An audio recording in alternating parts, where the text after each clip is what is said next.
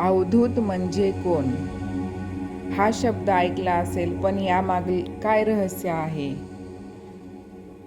ते या व्हिडिओत आहे.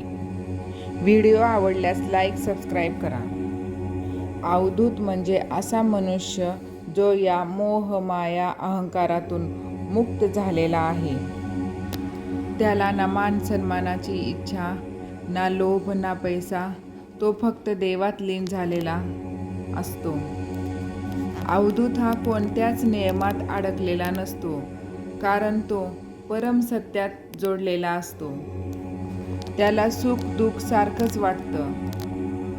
लाभ हानी त्याला स्पर्शही करू शकत नाही.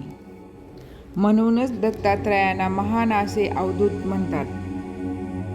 ते म्हणतात, खरंच सुख हे बाहेर नाही, तर आपल्या आतच आहे. अवधूत हा संन्यस्त वृत्तीचा सिद्ध पुरुष असतो. हा संन्यासी असला तरी त्याच्या उच्च अवस्थेत वर्ण, आश्रम, दंड, कमंडलू इत्यादी बाह्य चिन्हाची आवश्यकता नसते. अवधूत दिगंबराप्रमाणेच देहाने व मनाने नग्न असतो. त्याचा आचारसुद्धा विधिनिषेधशून्य असतो. योग साधना, तपस्या, सहज ध्यान यात अवधूत सदैव मग्न असतो. असे सिद्ध साधू व अवधूत योगी दंतपंथात अनेक होऊन गेले. दत्तात्रेय हेच एक श्रेष्ठ प्रकारचे अवधूत मानले गेले. अवधूत त्याच्या बाह्य वेशापेक्षा त्याच्या संन्यस्त वृत्तीवरून ओळखला जातो. असा अवधूत म्हणजे जणू वेदपुरुषच होय.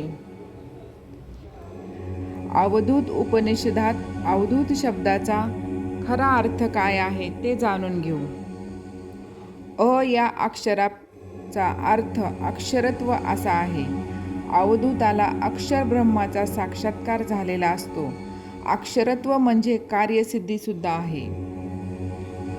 व हे अक्षर म्हणजे श्रेष्ठत्वाची, पूर्णत्वाची पराकाष्ठा होय. धू हे अक्षर म्हणजे सर्व प्रकारच्या बंधनापासून मुक्त, धुतलेला असा असून कोणत्याही उपाधीत व आवरणात तो वावरू शकत नाही. त हे अक्षर तत्वमसी या महावाक्याचे बोधक आहे. अखंड भावनेने वावरणाऱ्या महापुरुषास अवधूत ही संज्ञा लावतात. अशा अवधूत अवस्थेत राहून दत्तप्रभू अविनाशी व संचारी रूपाने जगताचे कार्य करीत असतात व ते म्हणत असत की माया सोडलं तरच खरी शांती मिळते. म्हणूनच म्हणतात, अवधूत म्हणजेच दत्तगुरूचे स्वरूप आहे. त्यांनी 24 गुरूंपासून शिकून जगाला ज्ञान दिले होतं. म्हणूनच म्हणतात, अवधूत गुरु हे महान असे सिद्ध पुरुष होते. अवधूत चिंतन गुरुदेव दत्त.